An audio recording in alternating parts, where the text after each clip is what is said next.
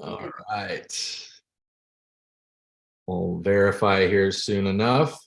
It says that by staying, you consent to being live stream, and anyone who exits, you want me to just say got it?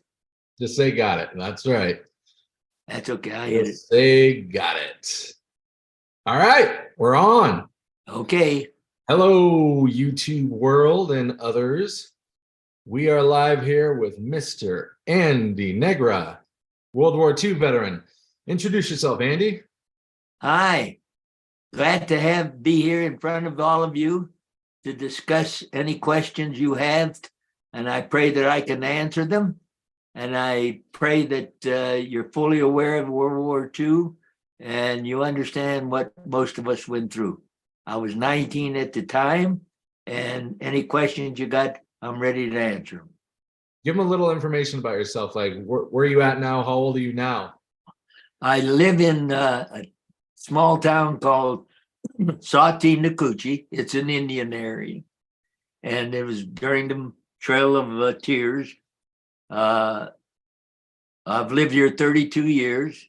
I have a daughter close by. And as you all know, I've been retired for 40 some years now. I'll be 99 next month. And feeling good for the age. And I'm enjoying everything. And I went to church this morning, came home and quickly undressed and got ready for this interview. Nice. 99 years old, man. I had the pleasure of meeting you this week in Atlanta. And I mean, I guessed you were like early 80s. Mostly people. You don't seem like you're almost 100 years old, but I love it. Attaboy. I love it. Well, I enjoyed listening to your stories the other night, and I'm sure that everybody's going to enjoy listening to what you have to say today. And so we have a bunch of people in the waiting room. So I'm going to tell them right now, we're going to start with Matthew, then Jonathan, then Paolo, then Andy. So there's about a 10-second delay, so we'll wait for them to hear this. Are they going to appear? They're going to come on camera here and talk directly to us. Good. Yes, it's really cool. So we'll wait a couple seconds, then we will bring in Matthew as our first guest. From where? He'll tell you all about himself. Okay. So Matthew's coming on in. Okay, there we go. What's up, Matthew? Kind of snuck up on me with that one. I don't know. We're right in today.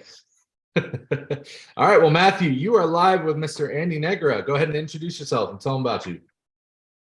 Hi, Mr. Negra. I am Matthew Aronson. I am 29 years old. I'm 28. I'm going to be 29 this Friday, actually. Oh, good. Congratulations. Yeah. Happy birthday. Yeah, so I'm about, I can't really know the math. I was born in 1994, so that's about... You're about 6 years away from him. Yeah. Mine is coming next month. Oh, 70 years. 70 years separated. Mm-hmm. There you go. I love bringing this on because it just, I like wearing this thing. It's good you're interested in World War II history. Oh, Matthew knows a lot about this stuff. Well, I also looked up you before I did this, so I was prepared, and I found out because I rewatched the history documentary, great series, Patton 360, which actually it mentions a lot of the places you were in, going from Patton's advance from starting to Brest to drive across France, and all the way to the Battle of Metz, which they go into a great deal. And I salute to you for being a part of that, because I know that the 5th Division, you were in the 6th Armored, the 5th Division took a lot of casualties at the Battle of Fort Tryon. Okay. Yeah. Metz was interesting. Matthew, I'll give you a little story about Metz. When we left Nancy to head for Bastogne, we stopped at Metz, and it was December the 24th. Christmas Eve. And believe it or not, the American made arrangements for us to celebrate Christmas by bringing us turkey, stuffing, cranberry sauce, all of the goodies that a normal family have at Christmas time. And we were honored, really honored. And to this day, I still couldn't understand how they made it that far, carrying all that hot food to us guys at the on the line. That is wild to think about. Yeah, it is wild. Like, how do you deliver a hot meal like that in the middle of war? Yeah. Well, also And not just war, but in one of the coldest winters on record at that time. Yeah. And Yeah. a little add on to it, the next morning, Christmas Eve, we were heading for Luxembourg with snow, sleet, rain, mud. Vehicles were bumper to bumper all the way up to Luxembourg. And when we got to Luxembourg, we had to get out and wait. And we found a bowling alley, and as many GIs as possibly could got out of the rain and the sleet and got on a bowling alley, and we spent the night on the bowling alley. Next morning, we were heading for Bastogne. Wow. I'd imagine it was hard in the weather conditions because you were in a half track, because I'd imagine it was hard because all the snow, all the rain, all that would get in the half track. And I'd imagine that just had to be hell. Yeah, it was. Well, you just wore extra clothes, Matthews. As many socks you could put on, as many clothes you could put on. All of that was, and gloves, whatever we could wear, we wore. And it was cold. I agree with you. So I How are you want getting extra gear? Like, how are you getting extra clothes when I know it was such a scarcity? Well, whatever you had in the bag we had, that's it. Oh, okay. And I understand Patton did bring us extra socks. He made arrangements that we would get extra socks. Well, that's nice. It was in Bastogne. So, okay, Nice. Matthews, what's your question? all right. Well, to anyone in the chat, I would highly recommend checking out Patton 360. It's a great history documentary. It mainly follows the guys of the 4th Armored, but guys of the 6th Armored went through similar things to guys of the 4th Armored. I'm not going to tear down the 4th Armored Division, but if you read history, the 6th Armored stayed through the whole battle in Bastogne. 4th Armored General says, my guys are tired, and he pulled out the 4th Armored Division. Did you see that in history? I did see that, yeah. See, They pulled the general off the line and basically forced the guys to do the march anyway without the general. right. And then pulled them off after they actually did the full drive to Bastogne. 4th Armored was good. 6th and the 4th were the main armored divisions that I think Patton liked. I think the second came in third, 2nd Armored Division. Well, I But think the it's 6th because and 4th. I think it's because I think he commanded the 2nd at one point, at least early in his career. Okay. Yeah. But yeah, so what was the drive across France like? And what was it like when you guys found out, well, what the hell, why aren't we moving anymore? We got no fuel. What was that about? Well, you mean around Frankfurt? Roughly around like when you guys got to Nancy? Nancy. After the big drive across France, after your turn from Brest to Nancy. yeah, basically. Yeah. Well, most of us didn't realize what was going on, Matthew. I was with the reconnaissance division.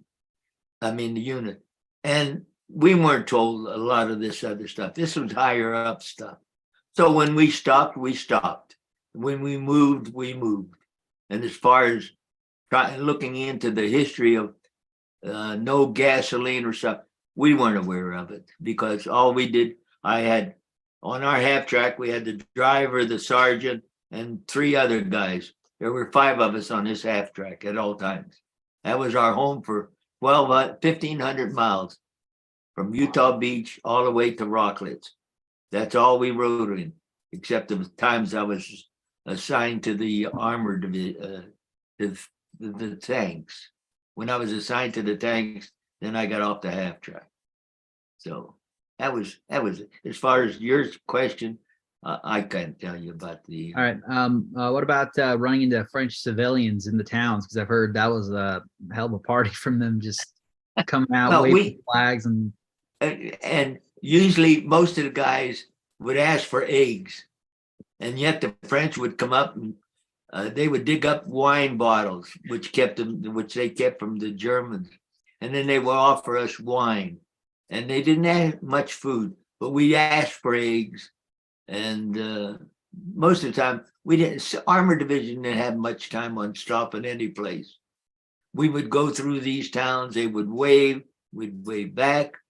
One of the interesting things, and I was telling him at this session we had down in Atlanta, that the collaborators were caught.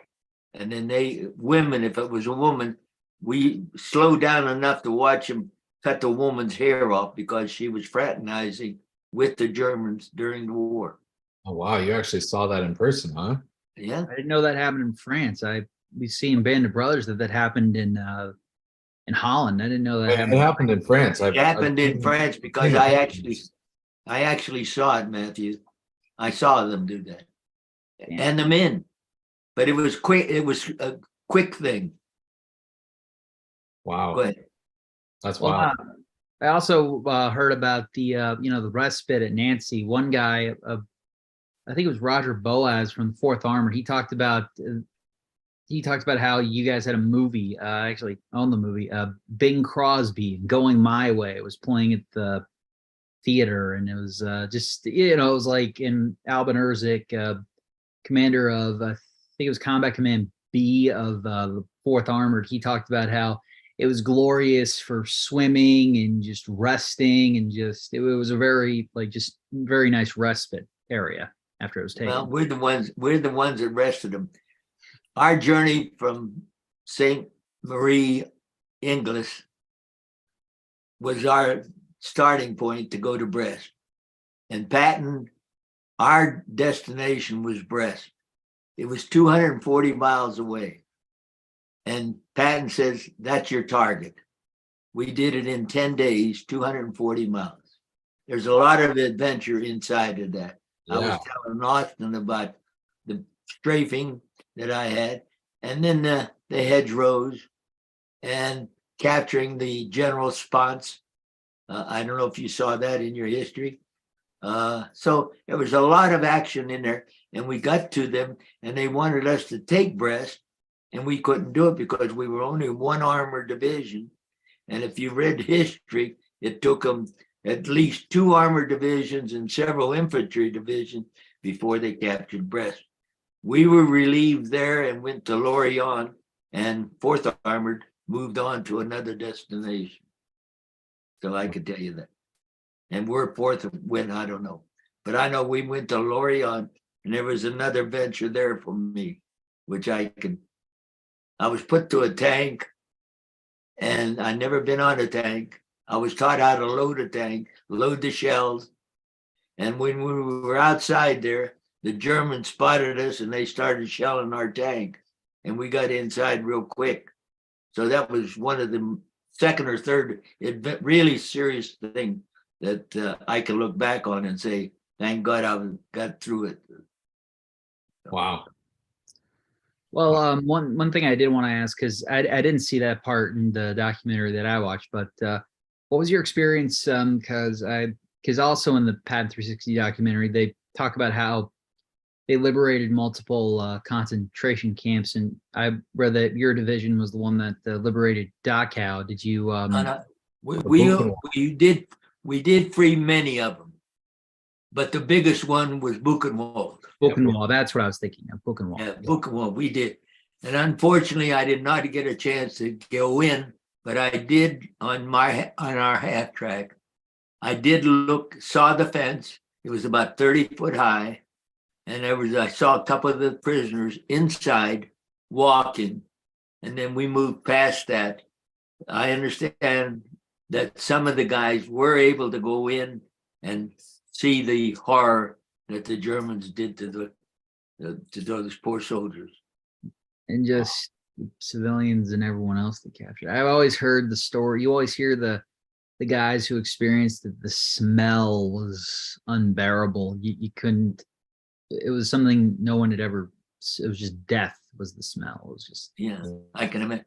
I make a presentation, Matthew, and I have three slides that show number one, the prisoner's skinny, and the oven is number two. And the third one, I have one where it shows Eisenhower, Patton, Bradley, all of them standing looking at a bunch of bones. they actually I think one of the guys in the documentary I watched mentioned that Ike was dumbfounded by it. So was Bradley, and Eisenhower said at one point, "Boys, now you know why we fought the war." Exactly right. There was he also mentioned there was a mayor of a town because Ike had a martial law and standing orders to bring all the civilians from the nearby towns to the camps to bury the dead. They brought the mayor of, I don't know what town it was, but the mayor and his wife went to the town and then went to the camp, and then they went home and they committed suicide. Oh, I don't know. I never heard that story. That's a different, I don't know if that was it, but I just can't imagine that. But for more cheerful, cheerful stuff.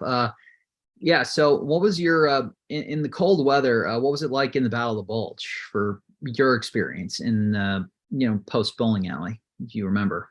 Well, Luxembourg, as I mentioned, we came from Metz all the way up to Luxembourg, and then from then in we went into the Bastogne. Then we began looking for a house to sort of get out of the half track and stay someplace in there. We found an old house, and it was empty, of course. And from there, we stayed in, doing what we were supposed to do. They pulled me off of that assignment and put me on a tank. And then when they did that, this tank went to the outskirts of Bastogne, and I was inside the tank, and I was told by the sergeant, don't say anything, don't talk, do anything, because the Germans are right outside this tank, and they will hear you, and then we will have a lot of problems. But fortunately, we were quiet. We did hear the Germans talking outside the tank. And why they didn't check further on this tank, I don't know. But anyhow, we survived that night and pulled out of that area the next morning. So that was my second or third time on a tank, and not being trained to be on a tank. See, so. Wow. Well, cool. Matthew, thank you as always for coming on, asking great questions. We're going to keep this ball rolling. So if you want to say one last thing, go ahead. This is a really awesome birthday present for me, because I always love talking to you guys. It's just, I really appreciate what you guys did. Always remember what you guys did. And it's just, it's not often you get to talk to a guy from, a long, deactivated armored division from the 6th Armored. So that's pretty awesome. And especially when 19 years old, Matthew, 19 years old, just graduated out of high school. Especially one I was hit. Huh? I was also going to say, especially one that fought under the command of two famous generals, one being the famous George S. Patton, but also 20th Corps commander at the time, General Walton Walker, who would go on to lead soldiers in Korea, where he passed. Oh, is that right? And General Walton Walker. I saw General Patton once. I'll tell you this. We were shelling a town in France, and General Patton was about 15 feet away from me on a ledge with his binoculars, with his guns, with his steel helmet and his leggings. And I saw him. And I didn't know who General Patton was at the time, and I cared less. He was just watching us shell the town. So I did see him. And that was the only time I ever saw him in my life. Was he as decked out and as colorful as you see him? Oh, yeah. He was decked out just like that. And he had his binoculars, like, looking out at the results of our shelling. It was quite interesting. That's so cool. All right. Well, Matthew, I'm sure we'll see you again. Thanks for coming by. See ya. All right. Bye. All right. Pretty cool, huh, Andy?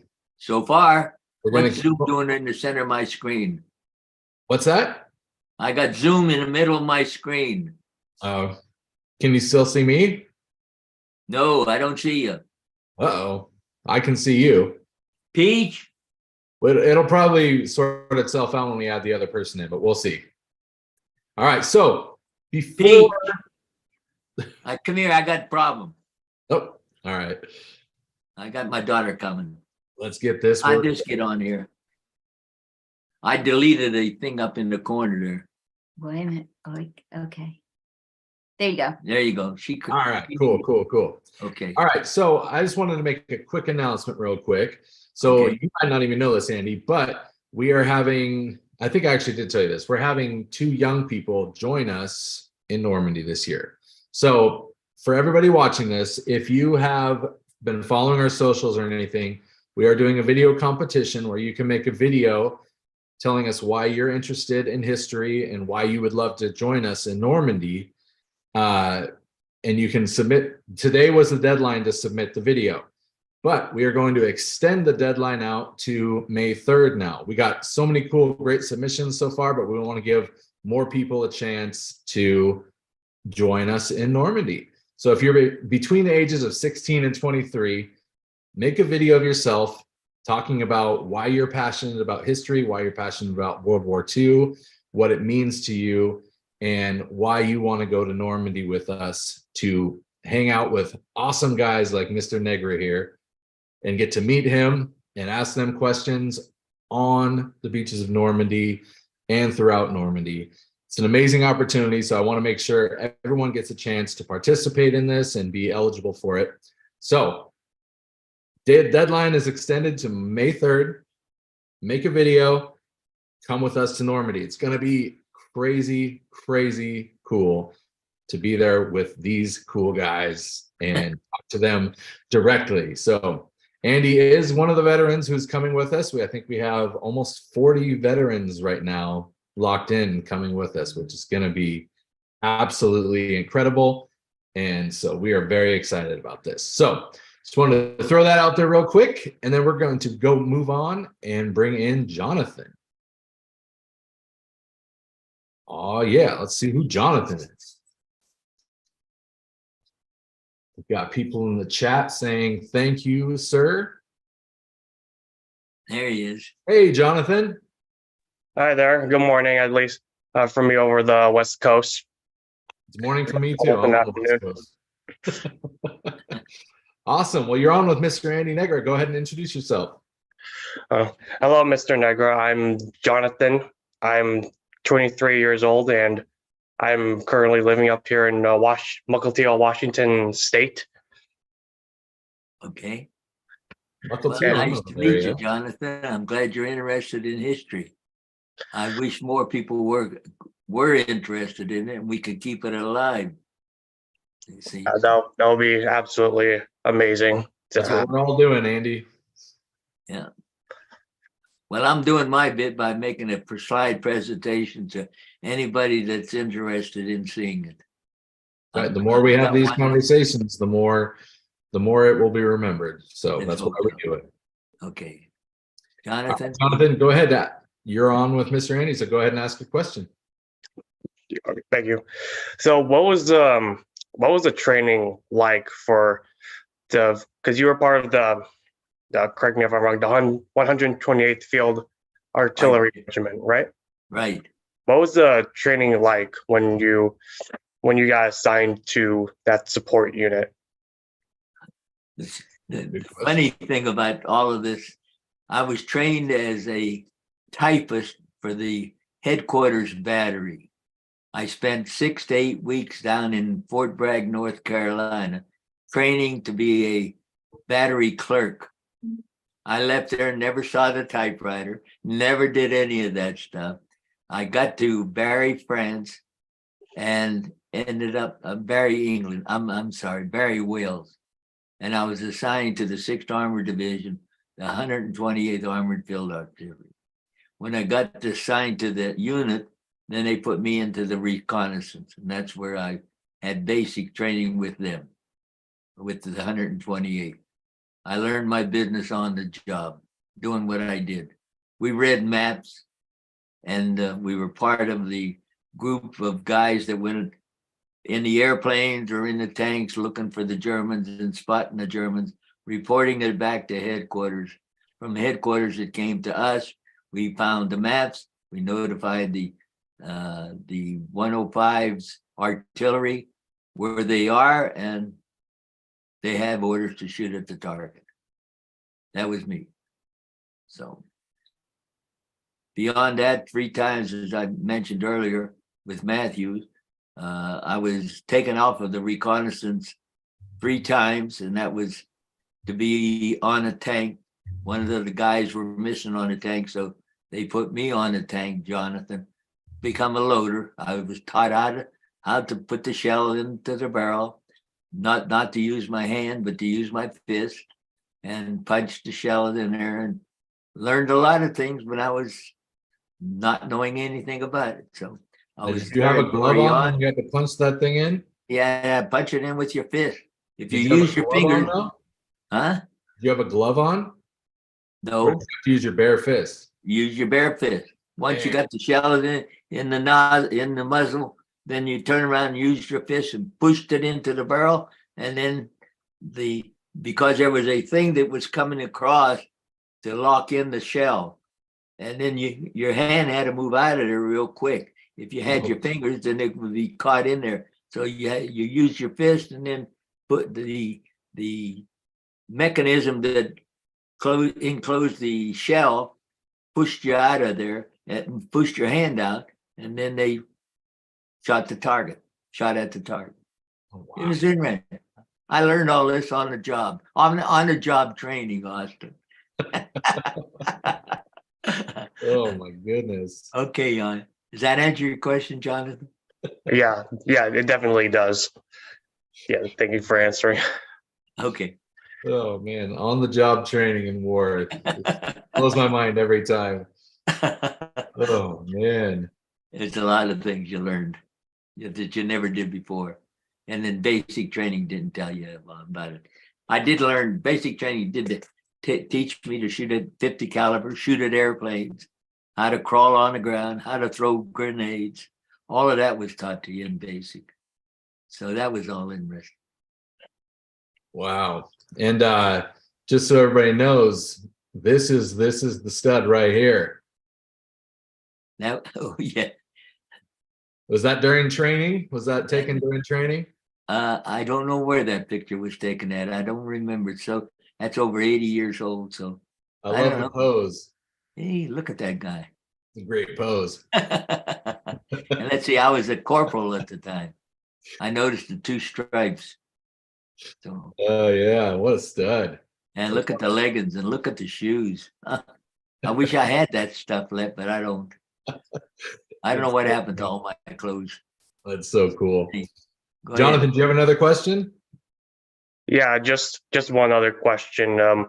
What advice do you got for the current generation who do want to join the military or who are already in the military? The best thing in the world for them. It really is. They may be men when they graduate out of high school, but they'll be better men because the things they teach you, not only to protect yourself, self-defense, they taught me, arts of defense. They taught some of that. They taught you the box. They taught you everything in the world that to make a better man out of you. And the best thing they taught you is rely on your fellow man. You're with somebody. You'll never make it alone. You always have to have somebody there that's close by. And I met a lot of nice guys in basic training. I met a lot of nice guys in the war. And so I have no regrets on what it was taught. The only thing they did teach me how to drink. Otherwise, when we got to France and there, we learned how to drink the wine and we learned how to drink the booze, whatever they had available. When we went to Germany, in Frankfurt, we found a schnapps factory, and naturally, every guy that went past that factory loaded a case of schnapps and put it in his vehicle.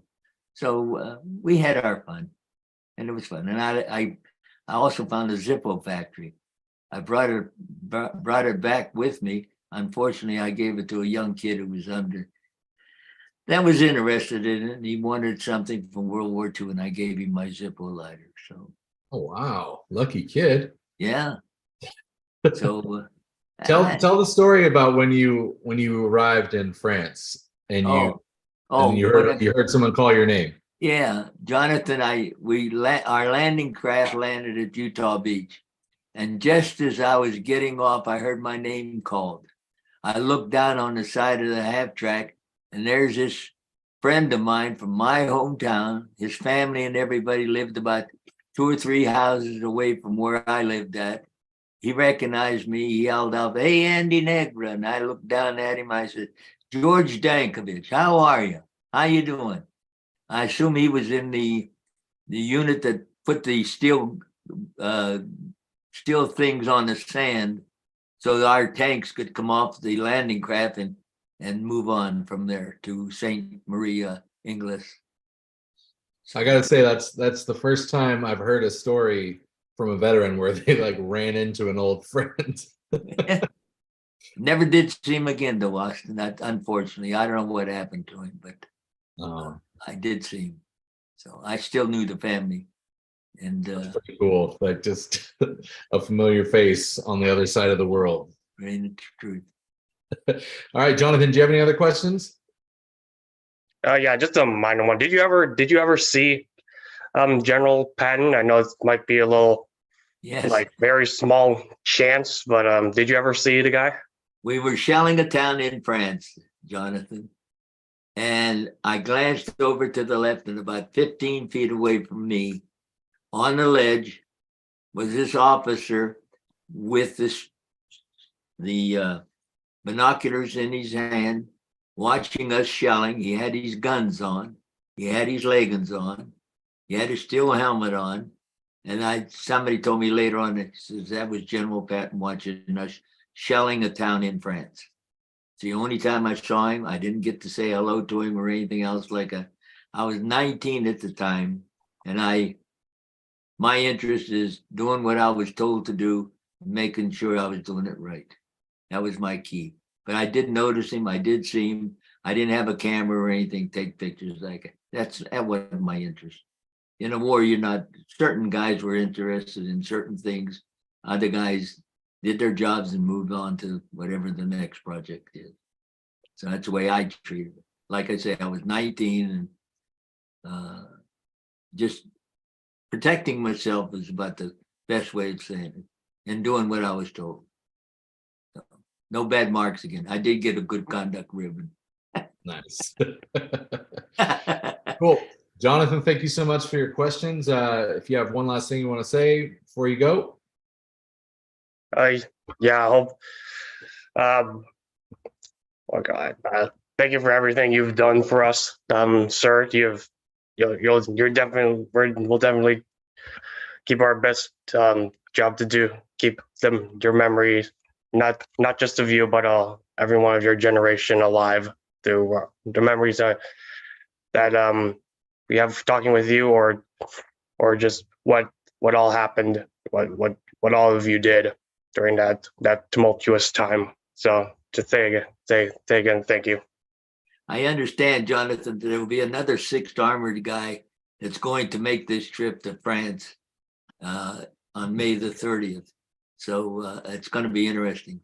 I don't know what unit he was in, but it'd be interesting. From what I gathered, most of the guys that I was in came from Albany, Missouri, and most of them are all passed away. I keep in touch with one of the sergeant that controlled the tank that I was in Lorient. His son keeps in touch with me, so we chat every now and then. His father was a good guy. That's cool. That's cool. And his mother too. Well, Jonathan, thanks for coming by. Hopefully we'll see you again. All right. Let's see you. All right. Bye. Thank you. Thank you. All right. So we have a couple questions in the chat over here. Tommy Havoc over here wants to know, what tank were you in? What kind of tank was it that you were like loading the shells in? I understand. All I can tell you on the tank was it was a Sherman 105. And I was put on also as assistant driver, and I couldn't drive a tank, but that's the title they gave me. You sit there, use the 50 caliber gun that was assigned to beside the driver. So that's where I was. So Okay. anything about the tank, I couldn't tell you much about it. All right. And then another Chris Whalen wants to know, how did you combat your own fear when in battle? I think mostly I would say, thank God I made it. When this strafing that happened in that Avalanches, why all 5 planes shot at that well, I don't know. But I must have been I knew I was on the left side of the well. And all 5 of those planes strafed that well. Wow. Now, whether they had it in for me, I didn't know any of the pilots or German pilots or anything. So I don't know why they shot at me, but they shot at me. And they weren't shooting at the column was about, I would say 25 feet away. So when they began the strafing, we all got out of the half tracks and found a place, because they were aiming at the vehicles, the tanks and the half tracks and the Jeeps. They were aiming at, but yet they moved over and aimed at this well. So that's why I'd like to see if it's still there. And believe it or not, I would go over there and check that well and see if there's some shells in that well. I doubt it. We're gonna make it a personal mission to go and find that spot. That You and would me. be- We're gonna go find it. Okay, awesome. Even if nobody else wants to go, you and me, we'll go take a little trip. There you are. All right. So next we're gonna bring in Paolo. Then after that, Andy G. After that, Stanislaw. And then after that, Brandon. So you 4 be ready. But for now, we're going to bring in Paolo. I know he's ready. You're going to like Paolo. Okay. He's a good kid. All the way from Brazil. Oh, really? Brazil. He's a connecting up.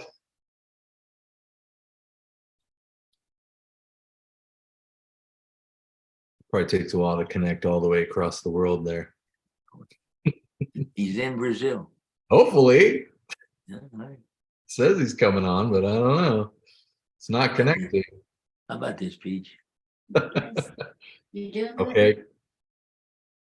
Is he there? There he is. There he is. Hello? Can you guys hear me? We can hear We you. can hear you, sir. Oh, All we got right. echo though. Do you still have the YouTube on? No, Oh, it's off. Okay. Sounds good now. Better All right. now? Yep. All right, Paolo. You're on with Mr. Andy Negra. Go ahead and introduce yourself. Hello, Mr. Negra. How are you? Fine, Pablo. How about yourself? I am doing great. So my name is Paulo. I am 20 and I am speaking from Brazil. Okay. Where's that in relation to your capital? My city? How far away from the capital are you? I would say some 700 kilometers away Okay. from the capital, which is Brasilia. Is it a big town or a little town? It's a big town. Big town. Okay. Go But ahead. I am located in the northeast part of the country, in the state of Maranhão, city called São Luís. Somebody's okay. Nice to have you with us. Thank you. So I have a question. Yes, sir.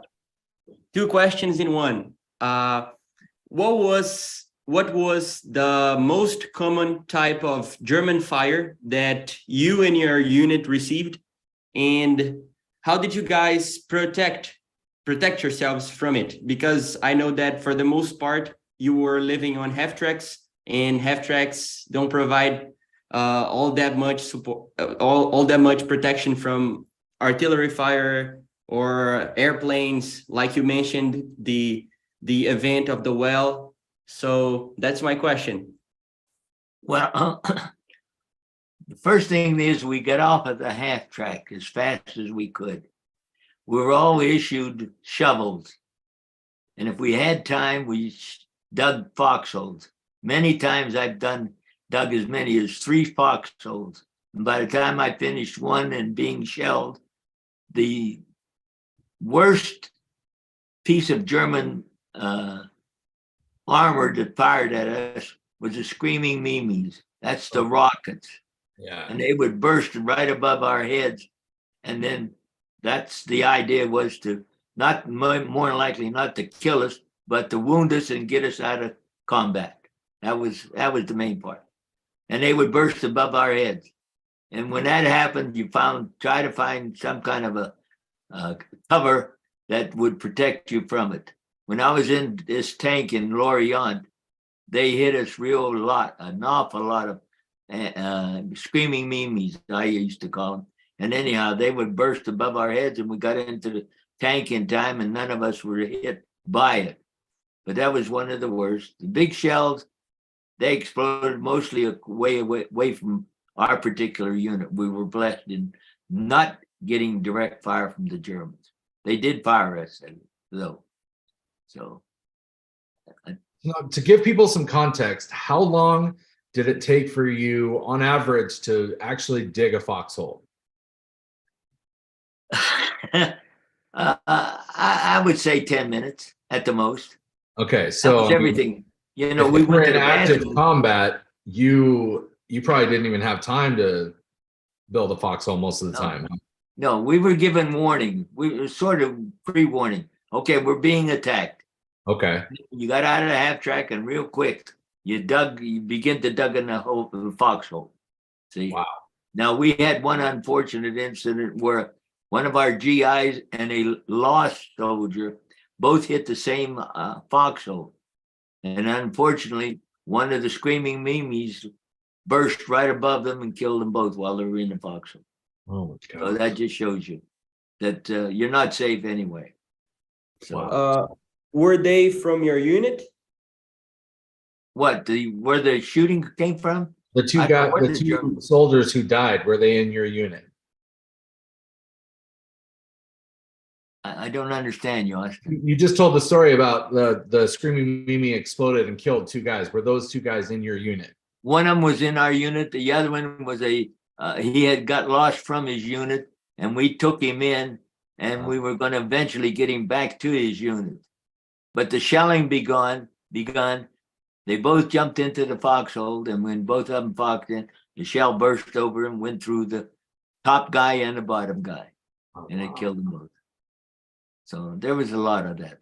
Yeah. I saw a lot of things that Wow. I don't like to talk about the bad things that I saw. I saw elderly couples holding their hands, both of them in the 80s, 70s, and things like that. I saw German soldiers, headless German soldiers. So it was a lot to it. But yet, if you weren't strong, then it affected you. If you were strong, that was part of the war. So, Wow. okay, go ahead, Pablo. Wow. So I have another question, Mr. Negra. Did you find any difference from the reception of the French civilians to the reception of the German civilians when you were going into Germany? Oh yeah, big difference. French were out there waving at us all the time, no matter what town we went through. They were there waving their flags, waving their hands. Some of them giving wine, some of them giving food, whatever. It was big celebration every little town we went through. And I plan to bring that book showing all my little towns. When we go to France, I'm going to bring it and show it to these people that are concerned about us. I'm going to show them what little towns we went through in our way through France. Luxembourg, I don't remember too much, but we were only there one night. Bastogne, don't recall the people. I really don't. But when we got into Germany, yes. And most of them seemed to not ignore us, but accepted us, that we were the victories, and you're there. They didn't greet us or give us anything, but Wow. so they just, and I have the slide showing some of them going back to their house after we took the town. And that they knew. I assumed they knew, okay, we lost and let's keep going. That's the feeling I had. Wow. Now, Andy, is this your unit here? Yeah, that's me on the right-hand side looking over the barrel. The guy there in the center with the helmet looking to the left, that's Swede Jensen. He's the driver. The guy on the far left was Frank Peterson. And then there's one more there. I'm trying to think of, I don't know if it was Stu Irwin or not, but that's our half track. And there's what I'm doing there is pulling out a map to show where the Germans are on the map. And we had 18 self-propelled guns, and we would notify the guns where to shoot at.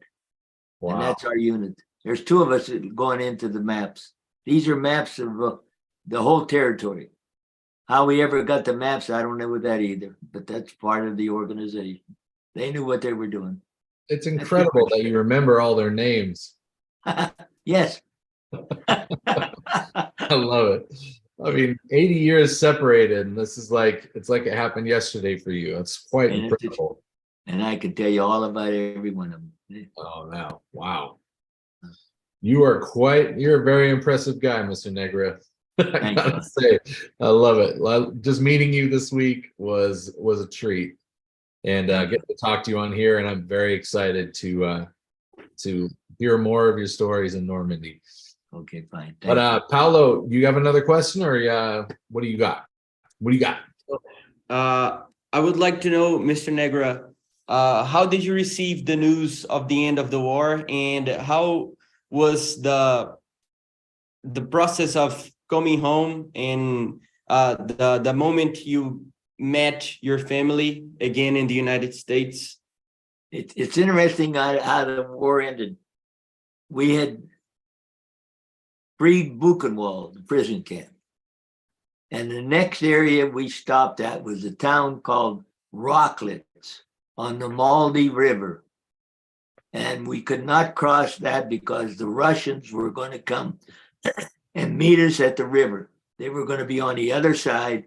We were going to be on this side. So when the war ended, the Russians had arrived, and we were told that the war is just about over and it's going to be the end of it. So believe it or not, right then and there, how it came to be, but I found another friend, one of my friends back from my hometown, was located nearby, and we got in touch with the other, and we took some pictures of each other together, and I still have those pictures, and he's passed away, but he was so happy to see me, and I was the same with him, because we did night clubbing when we were younger guys from one place to another, and we would drink together and look for the girls as usual at the young age of 17, 18, and 19. So Nice. that was fun. Coming home, Is that one of the pictures he took of you? that he might have. That's yeah. I'm. I love all your poses, man. You loved that camera. I hope you still love the camera as much, because we're gonna be taking lots of pictures of you next. I don't know where those pictures were taken, but I love that it. shows Sorry you- to interrupt. Keep going. that's okay. Well, coming home, we the 6th Armored Division had enough points. Soon as the war was over, 6th Armored Division had enough points to go home. I did not have enough points, so they assigned me to the 2nd Armored Division. The 2nd Armored Division went to Berlin. We were part of the occupying Berlin. There was 4 countries that maintained control of Berlin. There was the United Kingdom, France, Russia, and the United States. And we were part of that there. I was there a month. The 2nd Armored Division went on home. They had enough points. And then I was transferred to the 36th Infantry Division. And then I came home with the 36th Infantry Division and went to Indiantown Gap in Pennsylvania, processed there, discharged there, got my discharge and headed for Pittsburgh and then back to my hometown of Brownsville, Pennsylvania. but no big welcome or anything else like that. And So, big welcome I wanted, Pablo, was visiting the girl that I was writing and talking to, and eventually I married her. Now, Paolo, you got to hear this story. Okay. All right. So I'm going to have you tell this story, Andy. What story? Which one? I'm going to bring up a picture of you and your lovely wife here. Okay. So tell the story of the photo, dance? the photo in your wallet during the war. Okay. Well, Pablo, I met her at a dance. And as soon as we saw each other, I knew right then and there that that's the girl that I'm going to spend the rest of my life with. So we met, we danced as long as I was there in Fort Meade, Maryland.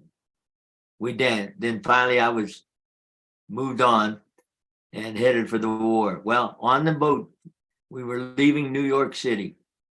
And on the boat, about 5 days in the convoy, I saw this. The 5 of us got together and we started showing pictures of our girlfriends. And I pulled mine out. It went around to about the 4th or 5th guy, and he turned around and reached in his wallet and he pulled out the same picture, Pablo. I found out later that she had given pictures to a whole bunch of guys because the girls did not know who was going to come back from the war. So they had what I like to say is she had a plan B and a plan C and a plan D. So she gave pictures to everybody. Whichever one came back first would be the one that she would eventually marry. But she hung on to me and I married her. And I was with her for 71 years. I love it. Right. So you were the first, huh? You Oh, won. yeah. It was amazing. She was 17, Pablo, when I met her. 17 years old and I was 19. And our birthdays was the same day. Oh, So wow. everything that happened to me, God blessed us and he arranged for it, Pablo. Keep that in mind. Things happen. Good things. That's so cool. Man, awesome story. I loved it. Thank you very much. You look like a very nice guy. You married? Oh, no. How I'm old single. are I'm 30. He's Huh? 20 years old. How old did you say he was? 20. 20. Oh, yeah. When I was married, I was 22 and she was 20. Our birthdays were the same day, May the 28th. Next month, I'll be 99, Pablo. Oh, you're going to be turning 99 right before we leave. That's right. On that Sunday. That's Sunday, I'll be 99. Monday, I'll be off. Tuesday, I'm heading for Atlanta. That's So, great. I wouldn't say, if I looked at you for the first time, I wouldn't say that you are a World War II veteran. You look too young. I know. That's what I said when I met him. A lot of people say the same thing. No, I've been blessed. I We take care of love myself. legit. Pablo, keep this one thing in mind. If you want to stay young and in good health, the good Lord only gave you one day at a time. He only gave you one day. He didn't promise you tomorrow. He promised you today. Make the best of it. Have a positive attitude. Number 1, take care of yourself. Number 2, have a positive attitude. Number 3, if you got a problem, try to solve it. If you can't solve it, just like a puddle of water in front of you, either jump across the water or go around it and keep going. That's my philosophy of life. That's what I live by every day. And that's how I enjoy life. Love it. I hope that helped you.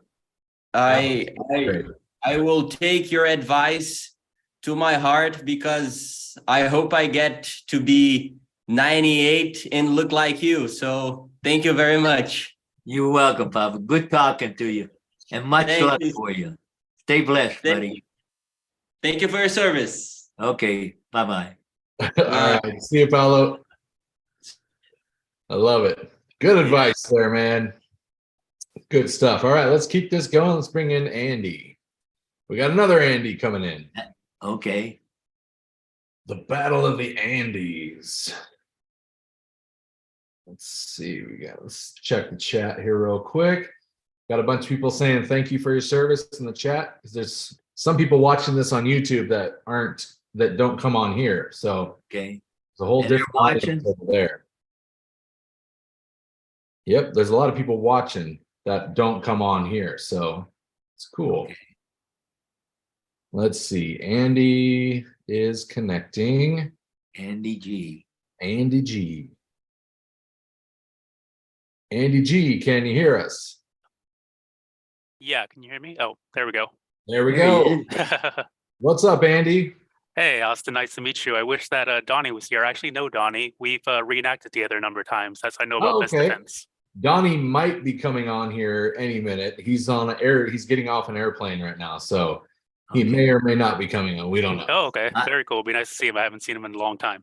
He's on I his way admire him, to. no, He's on his way to France right now, actually. Is Oh, he? okay. Him and Yeah. Catherine? Yep, they're on their way over to Normandy to do some preparations, last minute preparations before we leave next month. So, I yeah. know. Days are flying by. All right. Well, Andy G, go ahead and introduce yourself to Andy N. Hello, Mr. Negra. It's great to meet you. Nice meeting you too, Andy. Thank you for taking the time to talk with everybody here. It's really great of you. Well, I'm enjoying it so far. Very cool. Very cool. And Andy, where are you from and how old are you? I'm 37 years old. I'm from Los Angeles, California. That's how I know Donnie from the Okay, so you're in CHG. LA. Nice. Yeah. Married? No, I'm not married. I am single as Okay. well. Okay, go ahead. Right on. Well, go ahead. You got the floor. Yeah. So, like I said, Mr. Negra, thank you so much for taking the time to talk to us. It's great that you are here to share your story. But, like you said, you have a lot of friends. You remember all of them. You could tell us about all of them. Really love if, you are able to be here talking to us. A lot of your friends paid the ultimate sacrifice in France. And, I'd like to take a moment if you'd like to share any of their names so that we could all take a moment to remember them. Well, Gordon Gordon Mannering, I remember very well because he was a tank driver. B.G. Blackburn was a guy out of Ada, Oklahoma, and he passed away. Well, mostly everybody that I know have passed away, unfortunately. The names that I remember are guys that I was associated with during the war and some after. Let's see, what was the guy's name?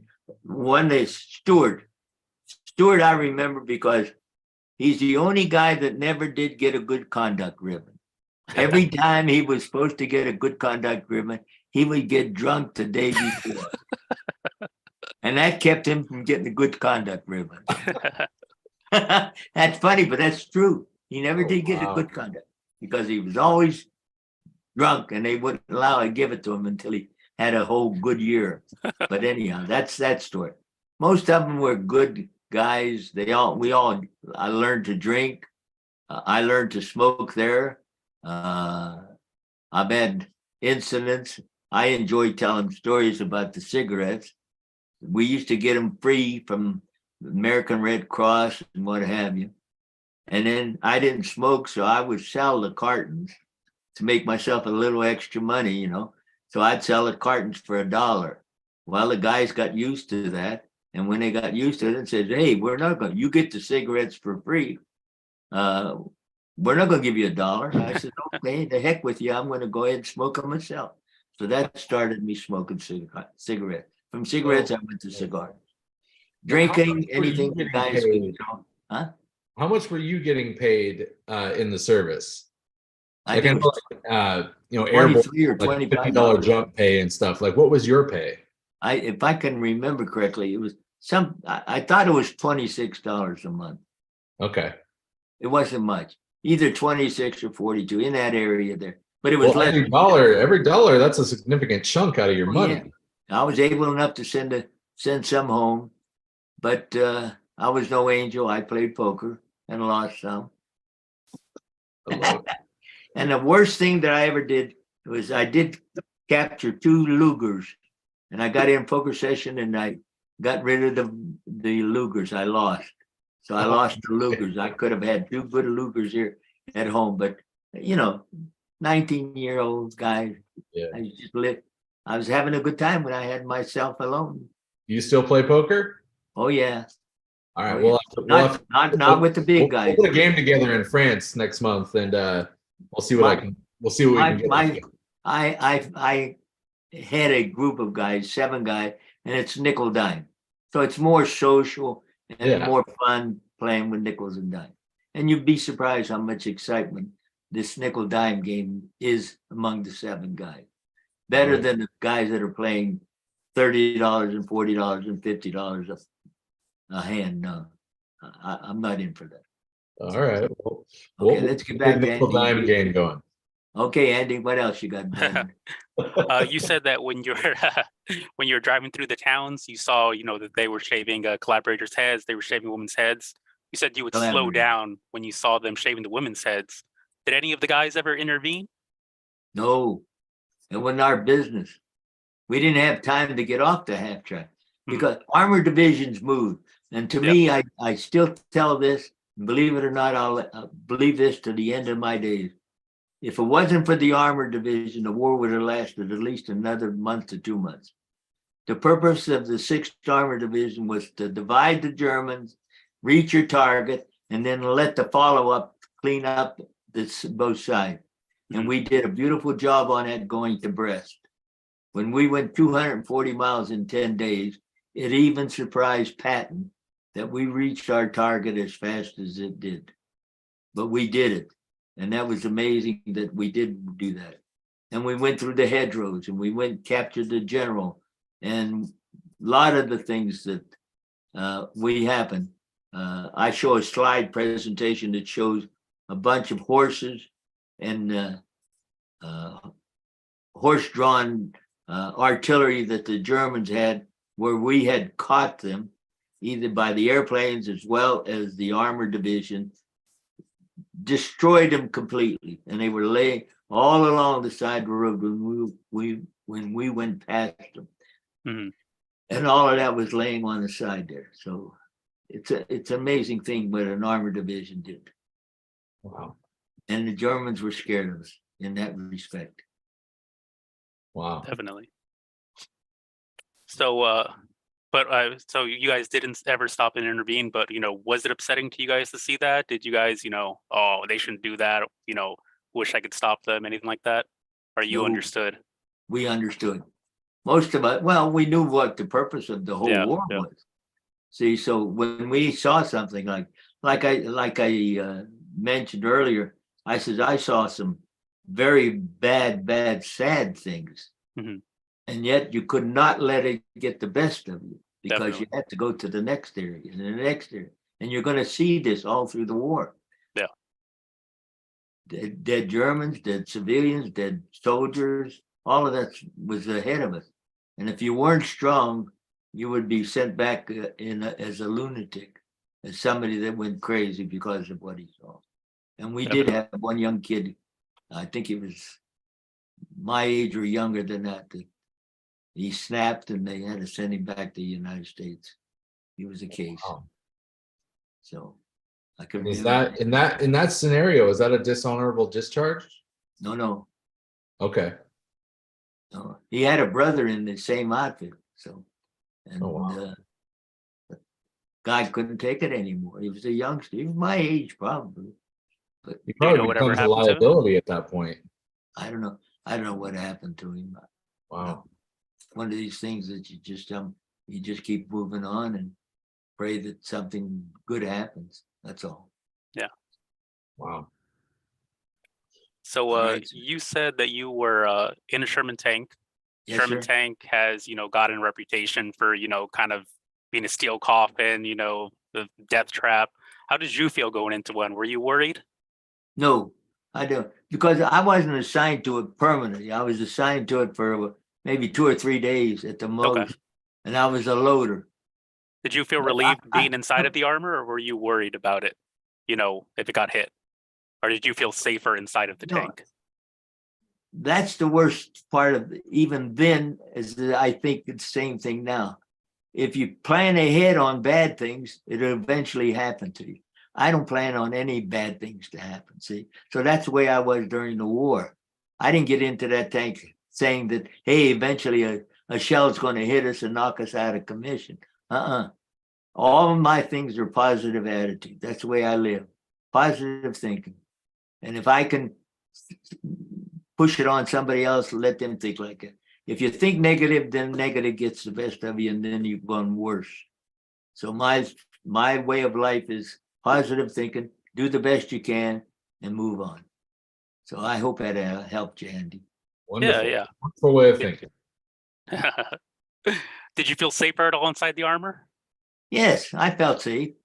And the guys were, I didn't know the guys at the time, but I learned to, I don't remember their name. The only guy I remember is Gordon Mannering, and he was the sergeant of the tank.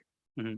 But because they just took me out of my unit, which was reconnaissance and survey, and then put me on a tank, and there's 4 new guys there. All of them had something to do, and we did it. And I don't even remember their names really. But they told me, hey, you do this. And I was telling Austin how I loaded the shells into the tank, and that was it. And I did what I was told. I learned that. And I think there was 2 or 3 different occasions where I was put on the tank. One was in Bastogne, which I told earlier. And so that was it. All right. And Fantastic. then, did you actually ever get to meet the Russians? Did you see them? No, we Okay. got to the Maldi River and stopped. Mm-hmm. And then the Russians were, I met some. Funny story on that is, it happened to me. The Russians liked the watches, the GI watches. Okay. After the war was over, they looked for watches. So one of the GIs told a story where this Russian took several watches, he bought several watches, and naturally he paid more than they would deserve, but anyhow, that was your GIs for you. And he would put it to his ear, shake it a little bit, and then he'd throw it away. So finally, one of the GIs came up to him and told him, says, what are you doing? And somehow he translated it to the Russian, and he took the watch and he wound that little handle there on the watch. Then the tick came back on, and the Russian thanked him. But in the meantime, he was throwing watches away because they weren't ticking at the time he was listening. True stories. These are true stories of what I heard and I've seen it too. Nice. Cool. Well, Andy G, do you have any other questions? Something that you said that I thought was interesting. You said, unfortunately, you didn't get to go into one of the concentration camps. I was wondering why you said, unfortunately. I mean, if I was there, I wouldn't want to go in and see that. I would want to have gone into it. However, being in the half track and being in the positions that we were, our unit wasn't one of these high class units. We were reconnaissance. We had the planes, we had the jeeps to go out, we had the artillery. So all I can remember is we drove past this Buchenwald camp. Now, we did free a lot of other concentration. We freed a bunch of Polish camps where the women were, they were captured and they were told what to do in the German camp. Matter of fact, one of my slides in my slide presentation, it shows 2 of them, one of them brushing her hair, that we freed them. And I met 2 or 3 of those mostly Polish women, and met them, talked to them a little bit, and found out that they were in a prison camp. And fortunately, the 6th Armored Division units freed them. And there were several of them, really a lot of them, little camps. But Buchenwald was the biggest one. And all I could do was see the 2 or 3 GIs that were walking in there. What country they came from, I don't have the slightest idea. But it was at least 30-foot high fence. and the guys were in the fence, and that was all. That's all I saw. Other than the slides that I learned and saw later on in reading about the World War II. So, Now, because you were unaware of the camps prior to going there, right? I knew nothing about Buchenwald or anything like that. Yeah. I learned all that afterwards. It's the 6th Armored Division. There is a book called The Super Sixth, which tells all about the 6th Armored Division. And there's, if you look on your computer, you can also get stories about the 6th Armored Division and our exploits during the war. It's quite interesting. And I've had interviews too, Austin, where it's supposed to be on a computer. All you have to do is hit search and hit my name, and you'll hear stories there too. Nice. Well, cool. Well, Andy, thank you for coming on. Thank you for your time, Andy, Mr. Negra. I really appreciate it. Nice meeting you, Andy. Nice to meet you too, Austin. And All right. Nice meeting you. where are you located at? Where are you in? Los Angeles, California. I know. What are you doing there? Is that a lab or you on a? He's asking about like Oh, your background. This is just like my office at the house. Oh, okay. Yeah, Okay. it's just my computer room. I was Stay like, healthy and have a you've got good a whole day. bunch of units. You too, sir. Hope you have a great time going back. And I hope you're able to find that well. Fine. Thank you, Andy. All right. Thanks, Andy. Have a good one, bud. All right. That's fun. All right. Let's keep this going. Let's bring on Stanislaw. Can I get some water? Oh, yeah. Get some water. Go ahead. Hopefully Stanislaw. I think I said it right. Stanislaw. Stanislaw. And This is it's our buddy. Florida. Speaking of Polish people, that he's in Poland. Yeah. Oh, hello. Stanislaw, did I Hello. say your name right? Yes, sir. Can you all hear me? I can hear you. Okay. So hello, Austin. Hello, Mr. Negra. Nice to meet you. Yeah, I am Stanislaw. I am 17 years old, all the way from Poland, central part of Poland, and I came here to ask a few questions. Okay. I want to tell you, my folks came from Austria-Hungary and a little town called Uglia. Are you familiar with that? This town, no, but I am familiar with Austria-Hungary. Uglia. My mom came from Buchenwald, which is south of Budapest. Oh, wow. Oh, I thought you were an Italian because of your last name. No. My folks came from Austria-Hungary. My dad, I assume, is Austrian-Hungary. He came into this country in 1910, and he married my mother. And then we had he had 4 children. I'm the middle one. Had a daughter older than me, a son older than me, then me, and then the younger brother. They're all gone. I'm the last one. So that's my family. Wow. But he spoke Russian. When I heard the Polish, I just wondered whether or not you were familiar with my background. Your turn now. Some of my family actually comes from Austria-Hungary too, like the Polish part, the Galicia. I don't know how to translate that. Yeah. I understand the Carpathian Mountains was quite a mixture of all kind of countries. Slovak, sir. Polish, Hungarian, Russian, Slovaks, all of them made that particular area, and all of them disliked the Russians. Is that correct? Yes, sir. Very correct. See, this is what I was told by my folks. Dad didn't speak good English, but he spoke enough that I could understand him. My mother was pretty good on English too. But they told me about matter of fact, my daughter on her computer was able to get the picture of the Carpathian Mountains and the town of Uglia, which was nothing but a bunch of houses. And that's all it was. So go ahead. You have the platform. Go ahead, Sam.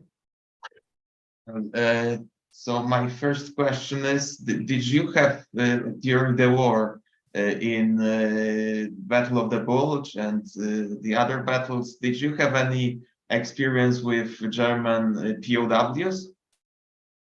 I never. The biggest experience I had was on that tank. They put me on a tank on the outskirts of Bastogne. And when they put me on that tank, they said, now look, you're going to have German soldiers all around you. So when it gets nighttime, don't talk, don't say anything. Just breathe, and that was it. Because if they know that you're in this tank, they're going to get to you.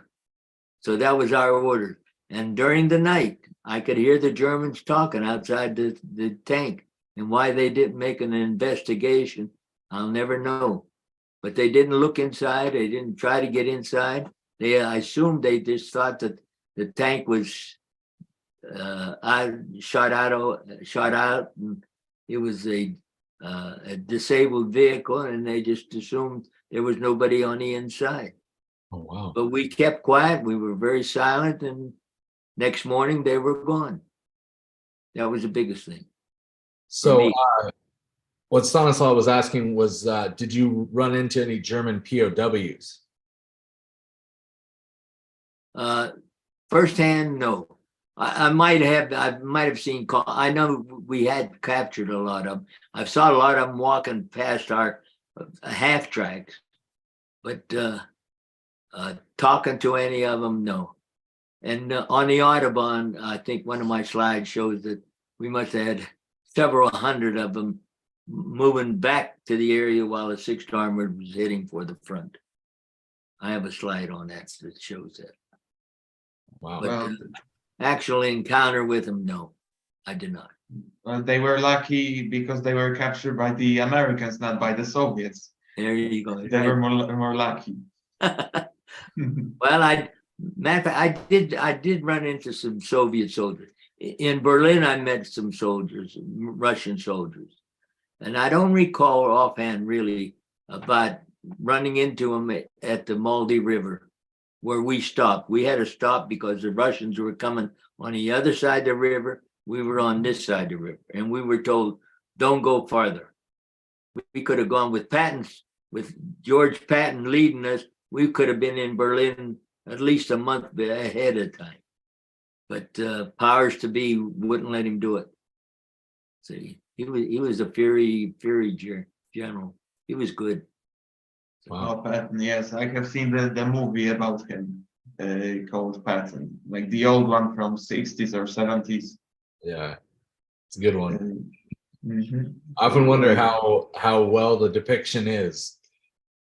Well, we will never know. Yeah. We born after the war. Yeah, I have a lot of, we have a lot of veteran friends who saw Patton here and there, but nobody really knew him. So As I mentioned earlier, I did see him once, and we were shelling his town in France, and that's the only time I got to see him. yeah. And I've done a lot of reading about him, and he's a very interesting guy. Very. Oh, yes, he was. Yes, he was. For sure. Well, my second question is, because I have read about you, sir, and it says you joined the army in 1943. So Right. You volunteered, right? No, I was drafted. Oh, you were drafted. I was Yes. drafted. Otherwise, I had a number. 33691382. Never forgot it. Wow. And when I was drafted, I finished high school. And then 2 weeks later, I was heading for Fort Bragg, North Carolina. I could have gone to the University of Pittsburgh, played football or basketball, wherever I could have gone. And I was a good player at that time. And but Uncle's had that finger pointed at me. He says, I want you. And he took me. So that's my story. I graduated, I had basic training, and then life went on from then on. So Wow. Oh my God. So you were only 19 at the time? 19. Oh my God, only 2 years older than me now. That's Can you imagine that, Stanislaw? crazy. In 2 years' time, your whole life being upended and just having to go to war. Like, Yeah. just picture that. Like, just Yeah. the way And I you're was now, who you are now, just completely getting just derailed and having to go to a war. Yeah, Yeah, that's and not crazy to knowing what think you're about. getting into. Really, Mhm. you never know, but then you learn. Basic training taught me how to shoot a 50 caliber, how to shoot at airplanes, how to throw grenades, how to protect myself. They gave me this karate thing. They trained you on that.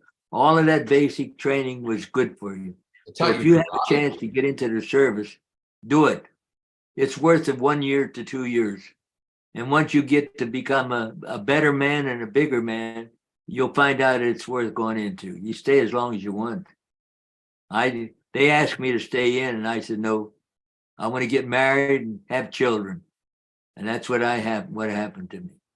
We have 3 children, and all of them are still well, and no regrets. I'm not staying in. My wife wanted me to stay in, but I said no. I said, I'm not going to go from one camp to another camp, dragging my children, our children, one way or the other. I said, I'm not going to do it. I said, I've seen too much of it. By the time you settle in one town, they give you orders to move to another town. And I didn't want that for my children. Yeah. You wanted to settle down somewhere, yes? That's exactly right. And I was only 20 when I married this woman that I met. The funny story about me, my wife, was she worked for Selective Service. Selective Service is the agency that drafted you. So she not only drafted me, but she married me too. So I see how blessed I was. Oh my God. She was controlling your life for a long time Yeah. before you even got together. Pretty good mix, yes. The same woman drafted you to war and then married you. It's And then amazing. married me. And she was 17 when I met her. And just to give you a little bit of a love story, as soon as we met, we knew. She knew and I knew right then and there that we were meant for each other. And I only knew her 15 minutes. And I told her that we were going to be together for the rest of our lives. And believe it or not, that's what happened. We lived. She died when she was 90. That was 6 years ago. And she was just one in a million.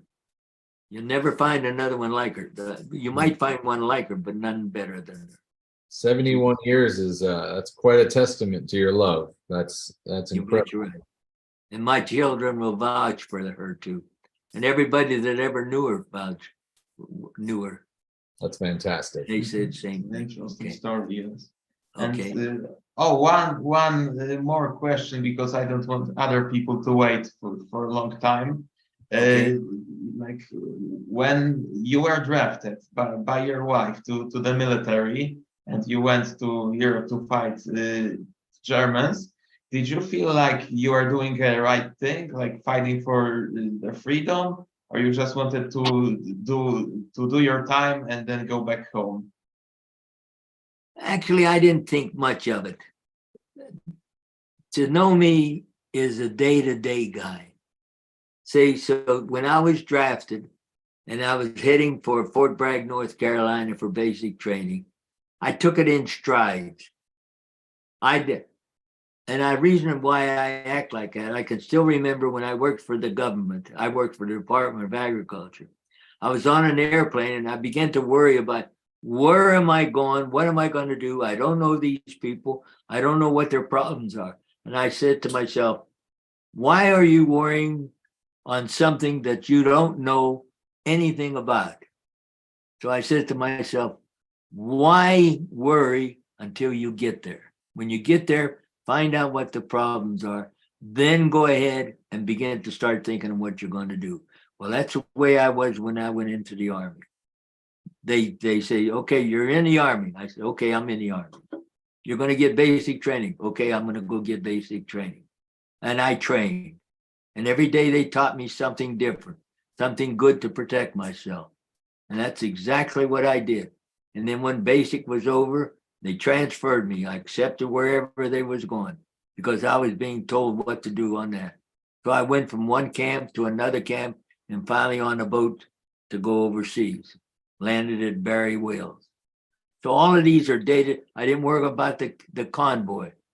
I found later on I was assigned, the convoy included the 6th Armored Division. So I didn't even know that.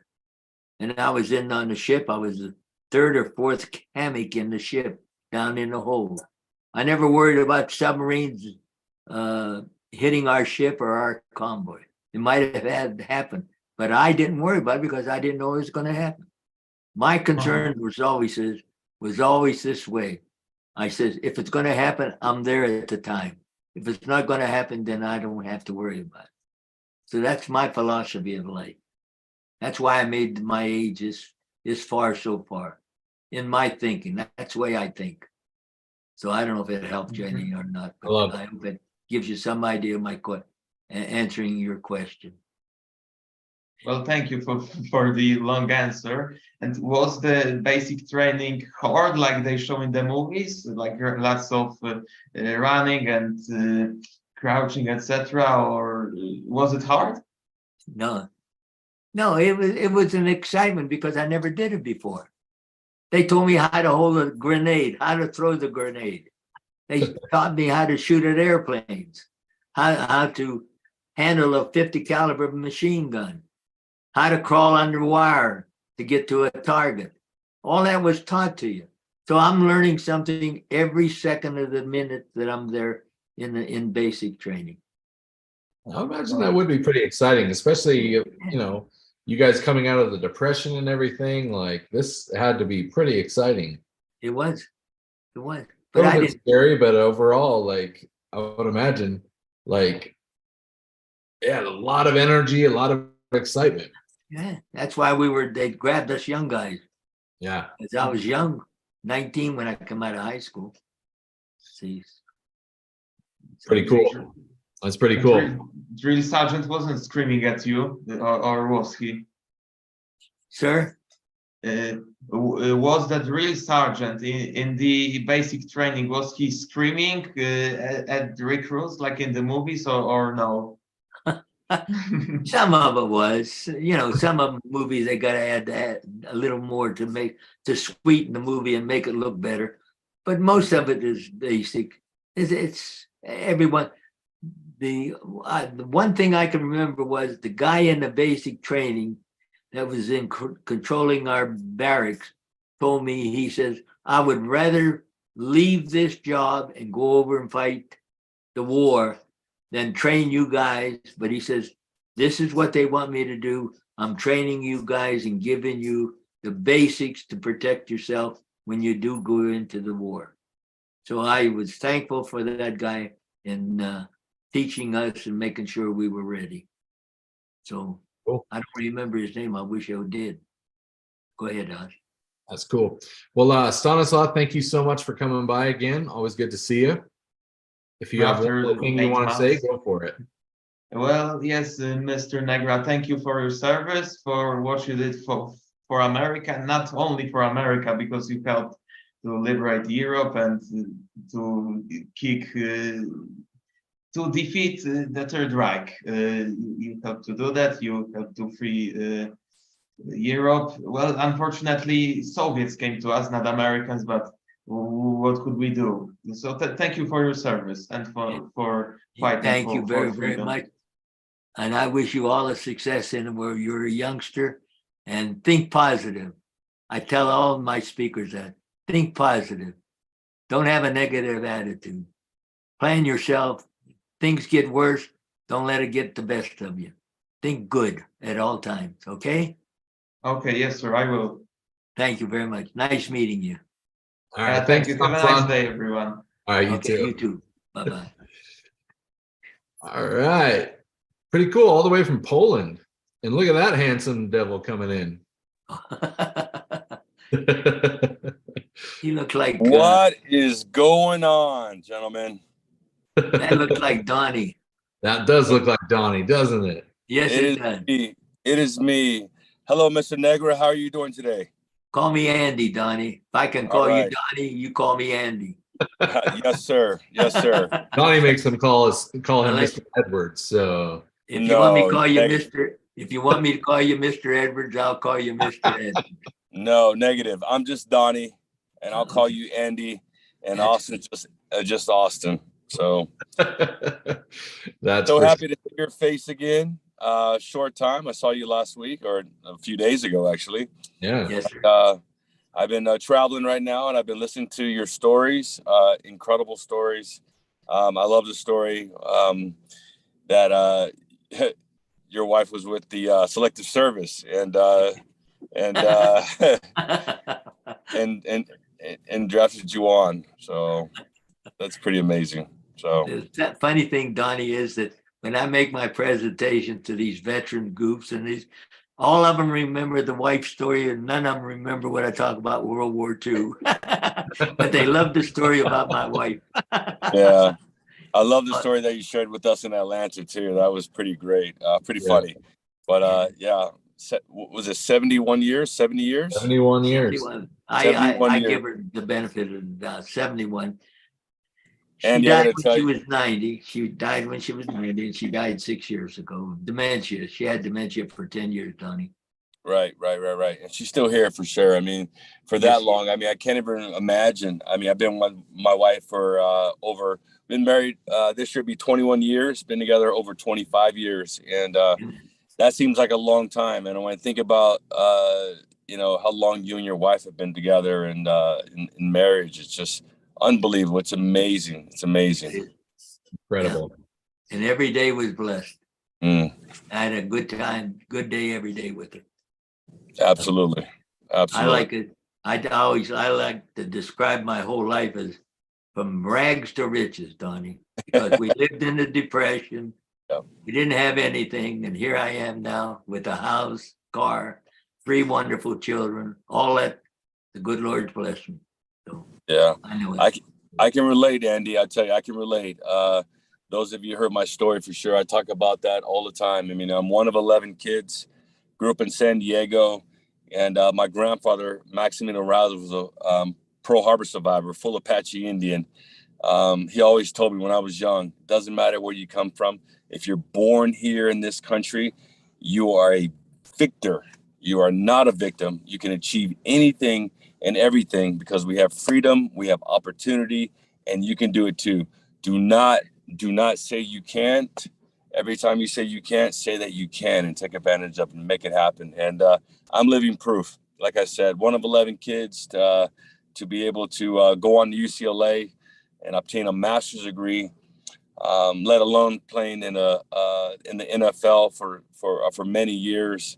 And I am like you, Andy. I am living the American dream because of men and women like yourself that serve this great country, that has given kids like me an opportunity, and now have this incredible opportunity and this incredible platform with the Best Defense Foundation to give back to men and women like yourself that give kids like me an opportunity. So living the American dream. You betcha you are. And we're thankful, aren't we? Oh man, we truly are for sure. And it's brought us here. It's brought us here to where we are. We have an incredible group of volunteers, an incredible community. Everybody that's watching, everybody Best Defense Foundation, it's an incredible community where we're all coming together to honor those who served and to remember and to make sure that your history is not forgotten. That's why it's incredible when you see all these young kids here on today, everybody watching on a Sunday here, listening to your stories. I mean, they are the future generation that's going to keep your history and your story alive. So it's wonderful.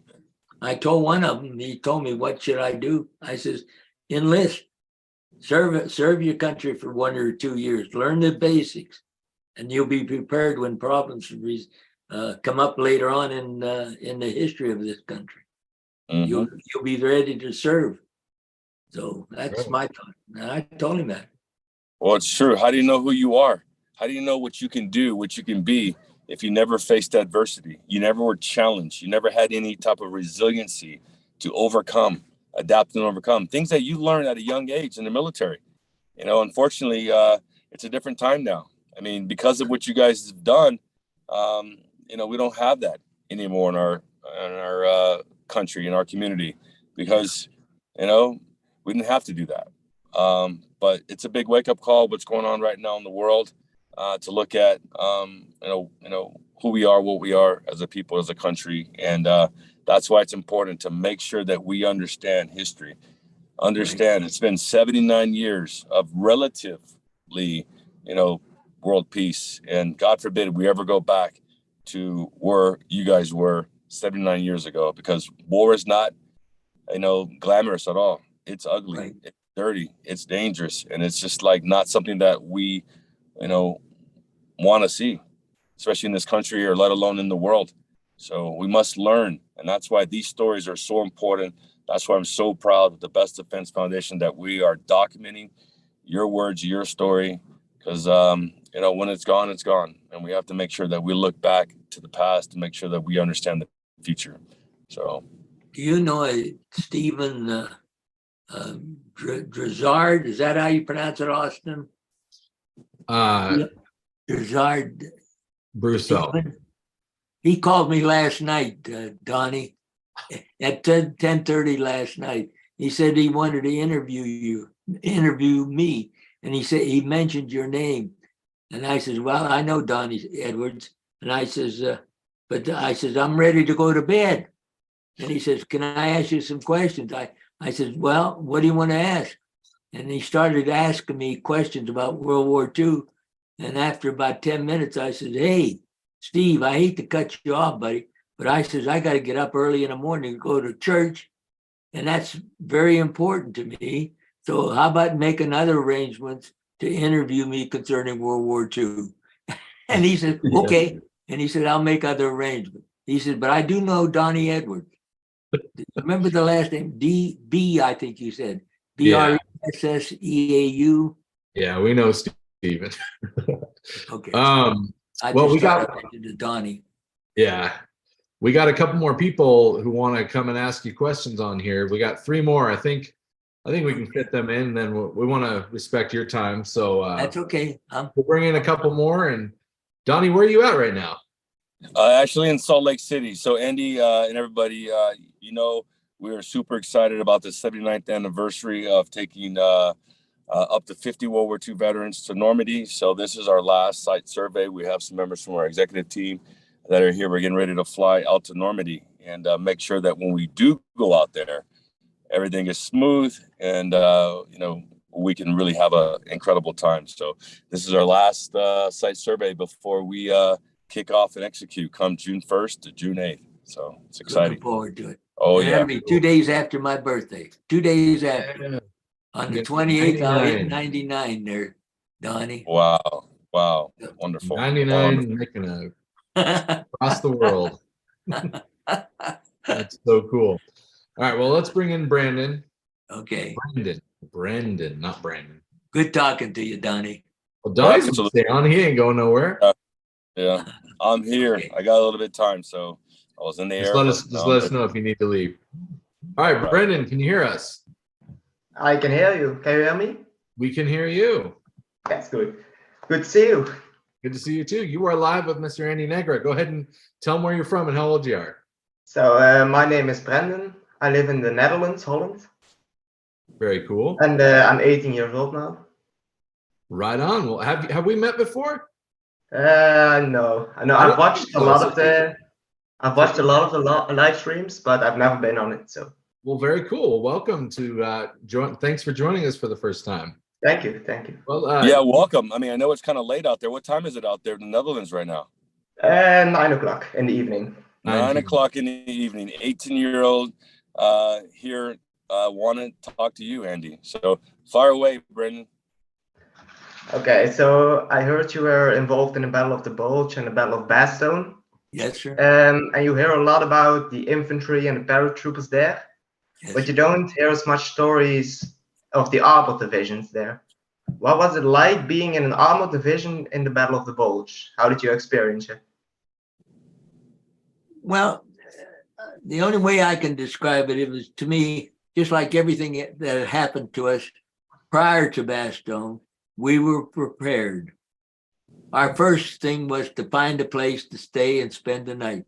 As you all know, Bastogne and the Battle of Bulge was one of the coldest and worst winters that Belgium ever had. I don't know if it was a lifetime or for many, many, many years. So it was cold, it was wet, it was dreary, it was snow, sleet, mud, all of that was there around us. And we had to adapt to it. And we did.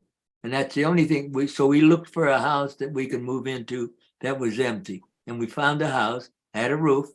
And fortunately, it was enough. Couldn't put any heat or anything into it, but at least it protected us from the cold. The artillery was all placed. We had 18 guns. They were all placed. We were supporting other units. And we did the job that we were told to do. And we stayed there until the one incident where I was put on a tank as a outer defense person in the tank. And beyond that, every day was same thing. We were shelled, we shelled them, and no hand-to-hand combat or anything else like that. And everybody wanted and waited for good weather so the planes could come in and give us the necessary equipment to survive and push the Germans back. And it happened after a while. So that's all I can tell you about Bastogne. It was cold, it was winter, and I had 3 pair of socks on. I had extra sweater, whatever extra clothes I had them on.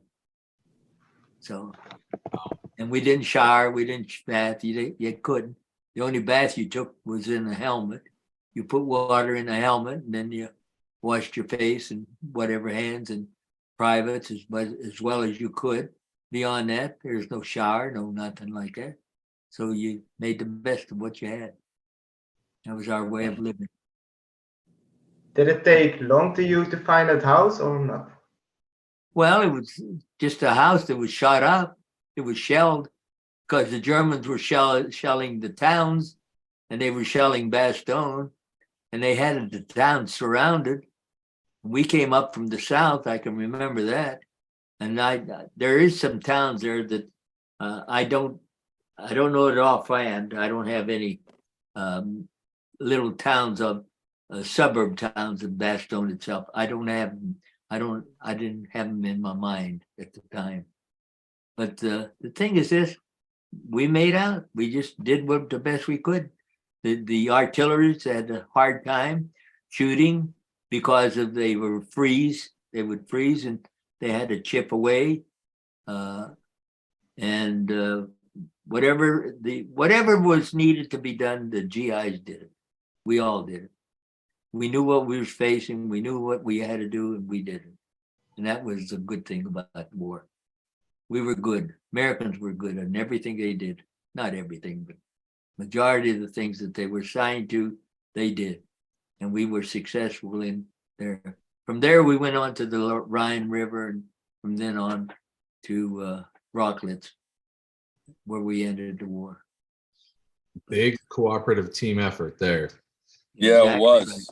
Yeah, it was. I Exactly. mean, it's a team. It's always about a team. You know, playing pro football for all these years. I mean, it comes down to teammates and people, and you know, and it's the same thing in the military. There's a big connection between the military and the NFL, well, football in general, because of the teamwork and the atmosphere. I mean, and the deal where you're relying on each other in order to do your job, right? You can't be a good quarterback without having a good offensive line and the center and vice versa. It's the same thing for you guys as well. I mean, supplies, ammunition, just a tons of cooperation.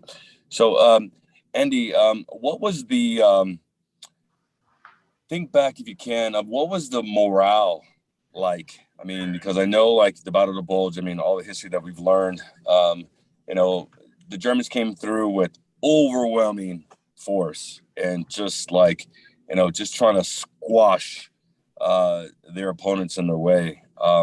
What, if you can remember, what was the morale like for you guys, especially during that time?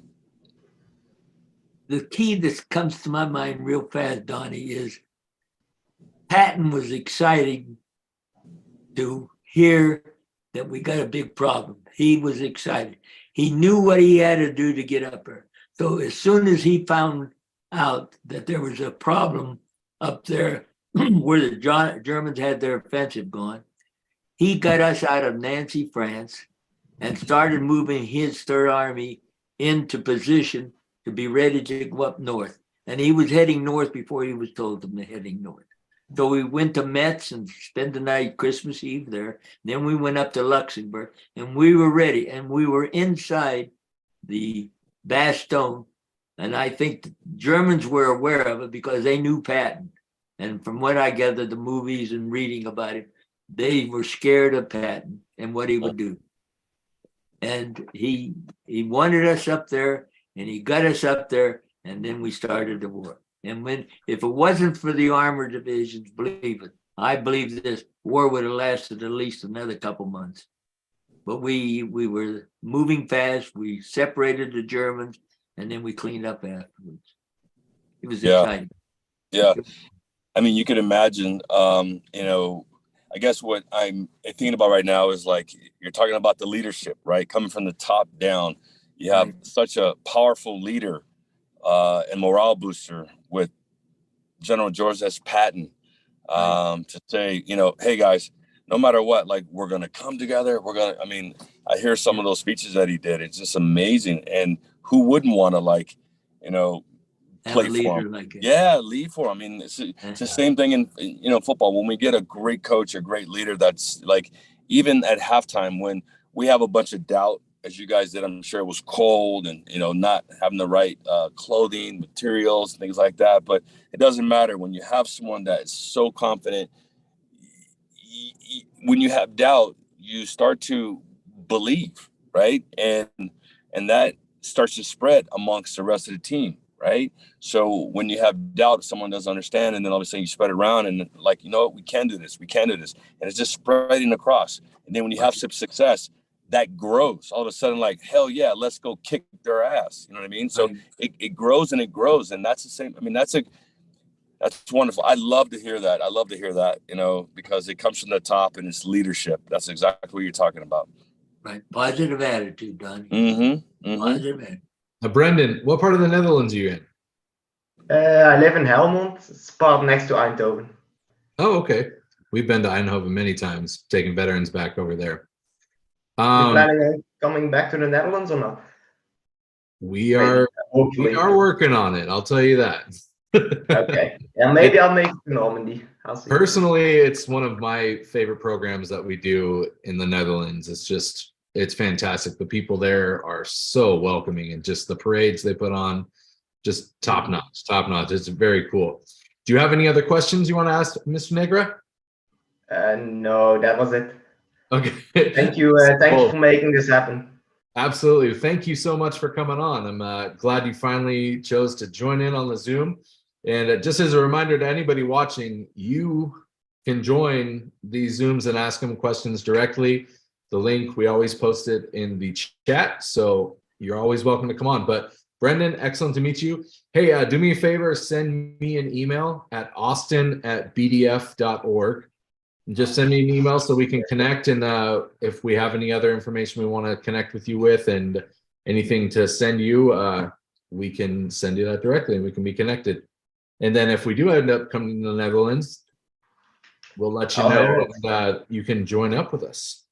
Yeah, and then following up on that too, I don't know if you have submitted the video for our campaign for young kids to be part of our Normandy program.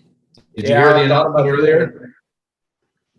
Yeah, I didn't know if it was possible from the Netherlands, but it is possible. Absolutely, it's not a U.S. citizen thing. It's for anybody 16 to 23.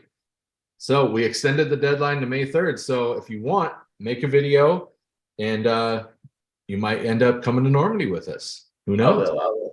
Yeah, make a video and send it to me. Yeah, those who are watching, doesn't matter where you are in the world. That's right. Send the video in, and then we're going to be selecting. And it's going to, I'm super excited. So this is legit. This is real. Yeah, we're going to make it happen. Absolutely. All right, well, Brendan, it's great to meet you. If you have Andy, you want to say goodbye? Andy, it was an honor to talk to you. Yes, sir. Goodbye. Nice meeting you, sir. Have a good year. Thank you. Thank you. Have a great year, for sure. Yeah, who knows? We may see him in Normandy. You never know. video, and he shows his commitment to why history is important, especially World War II history, he may be selected. I mean, it's open. We have a big committee. We have a committee that's going to be picking some of the young kids. So make sure you submit your videos and have an opportunity to walk the beaches with heroes like this guy right here. That's right. Well, for me, he's over there. He's above you. He's everywhere. Everywhere. We have one more person left in the waiting room, our friend from Greece. So let's bring him in, and then we'll call this a day. But this has been a lot of fun. I don't know how to pronounce that first name. Go ahead. I know. Andy, take a shot. Take a shot. Take a shot at it, saying his name. Yeah, say his name. I can't even take a guess. Can you guys hear me? us? Yep, we can see you and hear you. Yeah, we see you. That's we hear great. you. Hello, Mr. Andy. Yes, sir. Hello. Go ahead and introduce yourself and tell them where you're from and how old you are. Well, my name is Angelos Socharis Gerakaritis. Good luck reading and pronouncing that as well. And I'm from Greece, Salonika. All right, tell just your first name slowly. Yeah, Angelos Socharis, actually 2 names. We do that sometimes. You can Go say ahead, it 3 Andy. or 4 times and I still wouldn't grab it. Every time I see you on here, I'm like, I know his name, but I can't remember how to say it. Yeah. his Yeah, name- it's impossible for foreigners. It's okay. All right, Each country you have has a their way. question for Andy? Yes, what I'd like to ask you is, I don't know how to phrase this in English, but in the Hellenic army, I'm not sure if they do it in times of war, but at least during peacetime, usually superiors do it on privates and stuff. They do them some heavy pranks. Like, for example, they wake them up in the middle of the night, get them to a lap and say, make a love confession to the lap. I'm not kidding. This has actually happened many times. So were pranks like this happening in the US Army, especially at the time of war? Did superiors, prank, soldiers with a lower rank? So I know it's hard to understand. He was asking, did superiors prank the lower ranking military guys? Were you guys pranking each other? Were the superiors your superiors pranking you guys? No, Not No. in your unit, huh?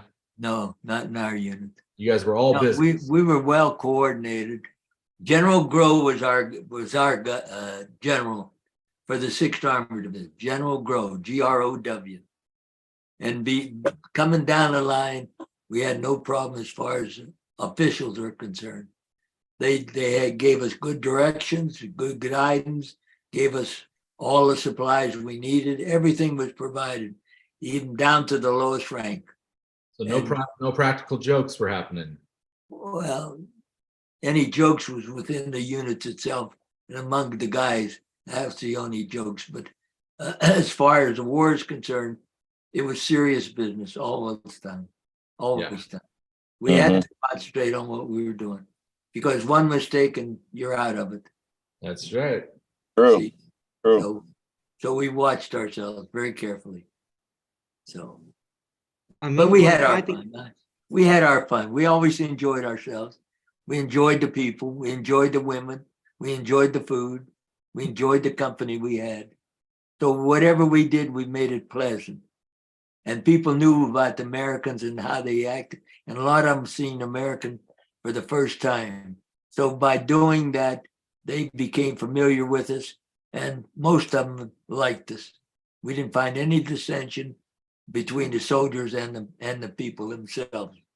So there's it gives you an idea of what it was like. That's good. Yeah, I think Good. that, you are also fighting a very cruel enemy, so let's say. I mean, here in my country, they took people in a village, they gathered all the people in the square and they burned them. They Oh, literally no. burned them. And if someone was not in the square, they literally burned him inside his house Wow. Oh my goodness. as a retaliation for a partisan attack. When the Nazis, were leaving Greece, some partisans attacked a few of them and then they retaliated. Wow. It was very cruel. That's crazy. Even, yeah. And War's this was, not a pretty thing. War's never pretty. What you saw, what you did, You didn't like it. You didn't like shooting and killing soldiers or anything like it. But we had to. Either we lose or they lose. And we made it a point that we weren't going to lose.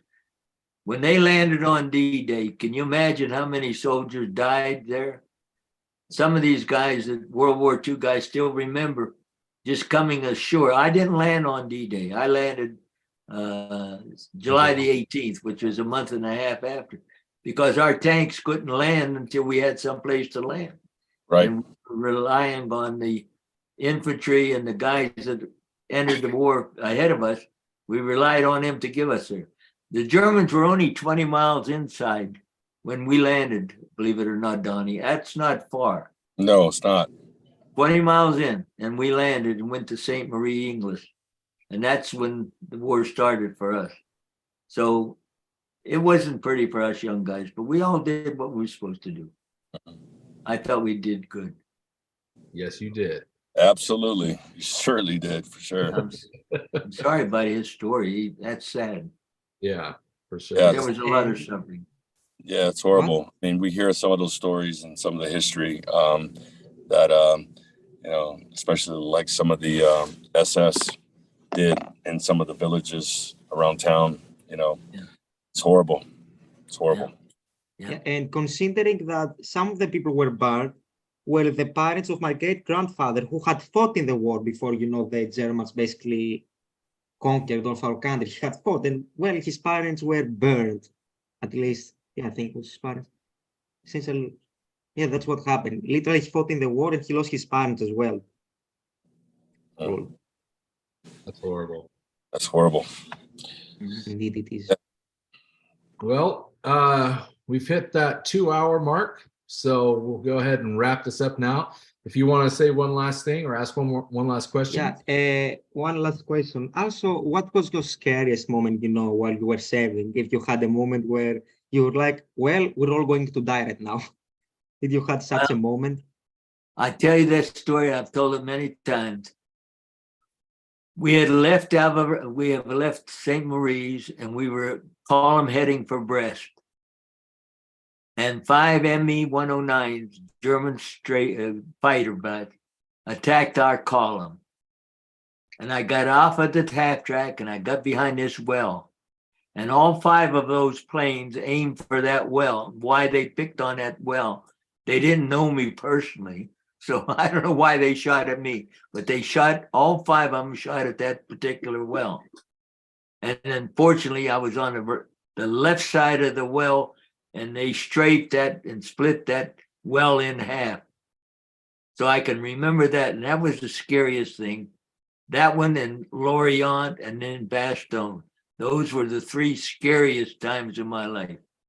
Now, as far as bad things, I got so many bad stories I could tell, but I don't like to dwell on the bad stories that I saw and watched all through the war.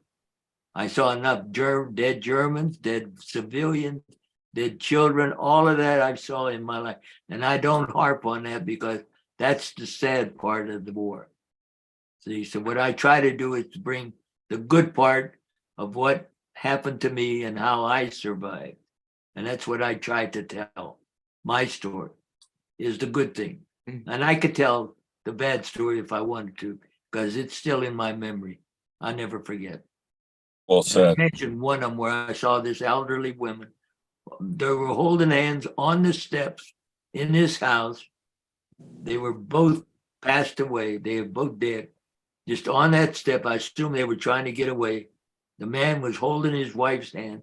They were in the 80s or in that area there, someplace in the 80s. And they were laying on there. One was facing down. The woman was facing up. Clear as if whether, clear as it could be right now. I can still remember. And a lot of other stories I can remember. But I don't like to tell stories like that every single sacrifice you guys made was well worth it in the end. I mean, if it wasn't made, well, the war might have been lost and things would be pretty bad, I can say. Every single sacrifice was made, every drop of blood, every life taken, everything. Right. That's right. And if you were soft-hearted, it got the best of you. But you had to visualize all of this stuff in your mind and says, it's there, it happened, there's nothing I can do about it. So you had to just keep moving on. Yeah. And that was At my a young age, at a young Sure. age, it's just crazy at a young age that you have to be, ready for this because, right. with all the basic training, all the training that you did, there's one thing that they don't help you with or give you training for, and that's dealing with what you're talking about right now. That's just Right. not even really talked about. It's talk about going after the enemy, killing the enemy, but then all the other stuff that is associated with it. You guys didn't get basic training with that. Yeah. Sorry. Oh my gosh, I thought you fell. Yeah, exactly. No, sorry. Well, That what totally happened? looked like you fell, Don. No. was weird looking. Sorry. It's Sorry. scary. Sorry. So, okay. Okay, yeah, but yes, you're right. Like, and how do you prepare for that? You Like, don't. you don't even know what they're gonna see. They know there's gonna be bad stuff, but you, like, when you think about like that couple you saw, like, how do you prepare someone for that? Like, You there's don't. no way. You grow with it at the time. Yeah. See, that's what happened to me. I saw it. I said, golly, I'm sorry to see all that. And in my mind, I said, it's happened. It's there in front of me. Go past it. Yeah. And you had to keep going. Yeah, And I think you learn it's as they say, it's on the job training.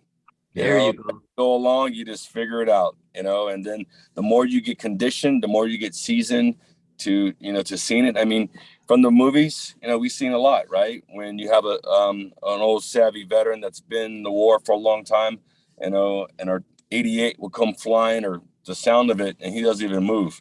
Whereas the new fresh recruit jumps up like crazy, like, oh my God, we got to take cover. It's just like, it's like anything. You get conditioned with everything.